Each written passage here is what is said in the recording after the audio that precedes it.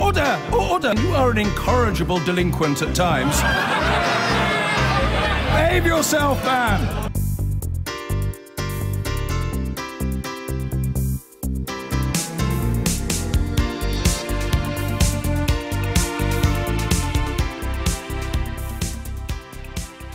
I'm joined now by the former Trade Minister, Digby Jones, and Richard Reid, who founded Innocent Smoothies, and he's campaigning for Britain to stay in the EU. Welcome to both of you. Digby Jones, the EU accounts for 45% of our exports. Why would you risk any of that? Well, that won't change, because in the morning after any referendum result to come out, Germany, and it's pivotal on Germany, would immediately want some form of tariff-free arrangement with Britain. They make 1 million cars they sell in Britain a year. 75–80% of all the trains you get on every day in this country are built in Dusseldorf. You know, Sure. You're assuming that, though. We don't know for sure. No, we don't. No, absolutely right. And what is more, the moment Germany did it, the others would follow, and we would enjoy that as well. There are many arguments to stay in, and there are many arguments to come out, but the one thing that we ought to kill this canard now, is that not one job in Britain is at risk because of EU membership. Not one, because there would be a free trade agreement because we're so important to Europe. And by the way, that doesn't mean that there aren't other reasons why we might want to be in or out. But I get so frustrated with people who go, 3 million jobs are at risk if we're out of the European Union. It's rubbish. Okay. It's just not one job at risk, says Digby Jones. Well, that's a very easy thing to call as total nonsense. It's clear that if your biggest market is suddenly interfered with, that it won't somehow affect trade. It doesn't make sense. I mean, you know more than most people that businesses need certainty. Yeah, sure. What we have right now is unfettered access to the largest market in the world. The fact that we want to start playing around with this, and that's going to be good for business, it doesn't make sense. But I don't see the added value in belonging to a club that fetters the small businesses of the country every day. If you're a big business, you can pay loads of people to sit in Brussels and argue the toss every day, and you have quite an easy ride. It's just not the case. It is. That is. I did it. I did it for years. Personally, you represented it. You did. You were a small business. I'm the small business person at the table. I chair lots of small businesses now. Yes. And it is a pain and I in the invest bum, in lots Brussels. of them. It is a colossal opportunity. Of course if you are an entrepreneur in the UK, and it makes doing trade... Well, you're saying you're making it sound like it makes it more difficult. It makes it much easier because it's one set of regulations and 500 million consumers. If you're going to open a shop, would you want to have a shop that had 60 people walk by or 500 and by the way, people walk by? That is absolutely right. You can achieve that from a free trade agreement. What you get is you get the sales prevention team in Brussels marching valiantly towards 1970, trying to say, this is how you will live your life, small business in Hartlepool.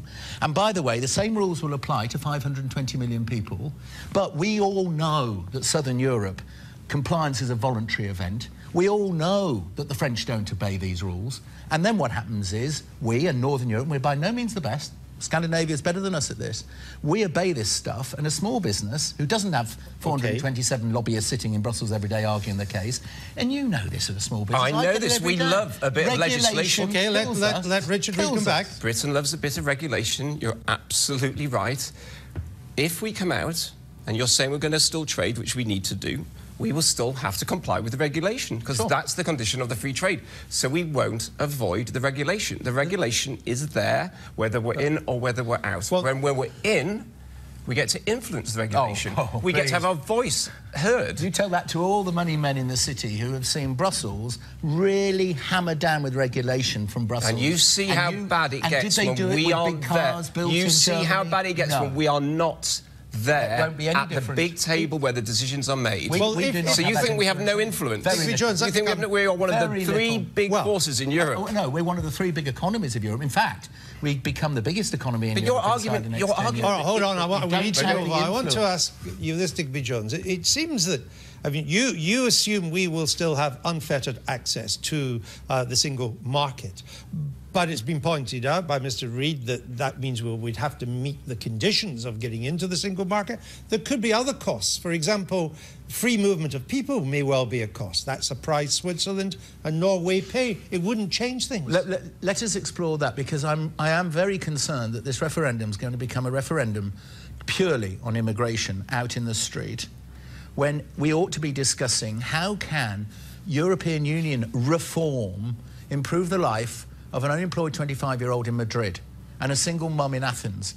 And how can the power of Britain, economic and otherwise, commercially, business, how can it be seen as a driver to get the standard of living up? If you base your economy on exporting olives and importing BMWs, you will go bust. Yeah. So what they're asking Northern Europe to do is subsidise the growth of olives in the hope that for some reason unskilled people in Southern Europe will do this. Now, what you're going to get from migration, Andrew, is you're going to get unskilled people in Europe coming to rich countries instead of actually getting skilled people in Europe being marketable in Northern Europe. And you can only pull that off with reform. Yeah, and we should not be campaigning to stop these people coming. We should not be campaigning to stop these people coming. We should be campaigning to get the skills base of Europe up so they get wealthier, but more importantly, they're more marketable in our markets. Instead of which, we stop bright Indians coming. How crass is that? Yeah. The British government has enough trouble getting the skills base right in Britain, never mind trying to get it right in southern but that's reform. That's Europe. Reform. Richard, yeah, but if we're out, we don't reform. Richard Reid, you say that we're in the club, that we can influence the rules, but the British of course they are. But hold on, let me put the question. The British have been on the wrong end of EU majorities on these rules more than any other country that's a member of the EU.